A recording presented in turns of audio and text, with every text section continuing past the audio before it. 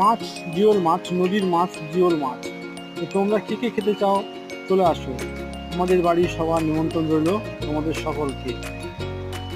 তো দেখো কত সুন্দর মাছটা, অনেক বড় বড় জিওল, সাথে যাচ্ছে একটা লাঠা। এটা কাঁকরোল ভাজা, যেটা আমাদের বাড়ির গাছের মেহগনি গাছের ওপরে হয়েছিল। আজকে সকালে পেয়ে দিলাম মাকে, তো মা সেটাই ভাজছে আর আলু ভাজছে।